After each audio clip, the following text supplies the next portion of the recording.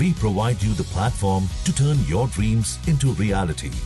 Give wings to your aspirations with KR Mangalam University.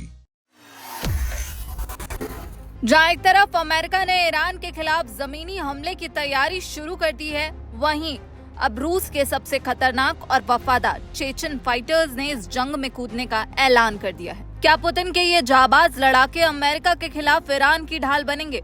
America ने Iran के चारों ओर अपनी सैन्य मौजूदगी को कई गुना बढ़ा दिया है। अब एक्सपर्ट्स का ये मानना है कि अमेरिका इस बार सिर्फ हवाई हमलों तक सीमित नहीं रहेगा, बल्कि ईरान की धरती पर घुसकर सैन्य कार्रवाई करता हुआ नजर आ सकता है। लेकिन ईरान ने भी साफ कर दिया है कि वो झुकने वालों में से नहीं है।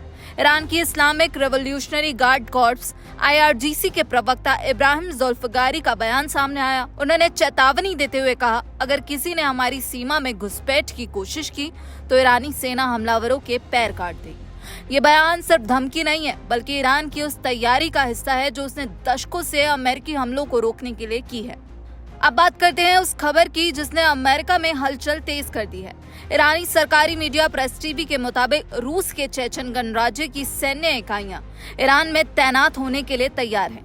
ये वही लड़ाके हैं जिन्हें रूसी राष्ट्रपति व्लादिमीर पुतिन का सबसे भरोसेमंद माना जाता है। रमजान कादिरोव के नेतृत्व में ये फाइटर्स यूक्रेन युद्ध में अपनी क्रूरता और अर्बन वॉरफेयर की कला का लोहा मनवा चुके हैं। आखिर इन चेचन फाइटर्स की खासियत क्या है? ये यूक्रेन युद्ध में भी उतरे हैं। इन लड़ाकों को शहरी युद्ध, मनोवैज्ञानिक दबाव और सोशल मीडिया प्रचार के जरिए विरोधी पक्ष पर असर डालने के लिए इस्तेमाल किया गया था। इनकी खासियत तेज कार्रवाई है, व्यक्तिगत निष्ठा पर आधारित कमांड स्ट्रक्चर है और मजहबी वैचारिक जोश है। यही मॉडल उन्हें पारंपरिक सेना से अलग बनाता है। और अगर ईरान के संदर्भ में बात करें तो चेचन लड़ाकों की भूमिका सीधे युद्ध लड़ने से ज्यादा कहा जा रहा है सपोर्ट और प्रॉक्सी संतुलन बनाने की हो सकती है। जो एक्सपर्ट्स हैं उनका मानना है कि चेचन लड़ाकों को भेजना रूस का एक मास्टर स्ट्रोक हो सकता है। इससे रूस को दो बड़े फायदे होंगे। पहला, रूस अपनी नियमित सेना को सीधे युद्ध में उतारे बिना ईरान की मदद कर पाएगा।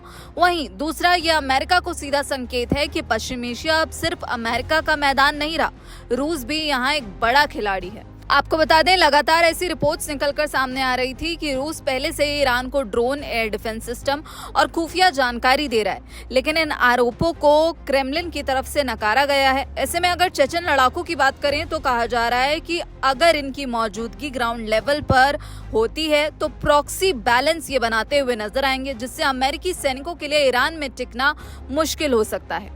इसके बाद ये सवाल उठ रहा है कि क्या अब ये युद्ध और ज्यादा भीषण होगा? क्या महाशक्तियां आमने सामने होंगी? और अगर अमेरिका जमीन पर उतरता है और चेचन लड़ाके ईरान की ढाल बनते हैं तो ये जंग कब तक चलेगी, ये तो वक्त ही बताएगा। लेकिन इस पूरे मामले पर आपकी क्या राय है? क्या पुतिन के ये लड़ाके अमेरिका को रोकने में कामयाब होंगे? इस पर आपकी क्या राय है? हमें कमेंट बॉक्स में जरूर बताइएगा। बाकी देश और विदेश की तमाम खबरों के लिए आप देखते रहिए दैनिक जागरण। नमस्कार।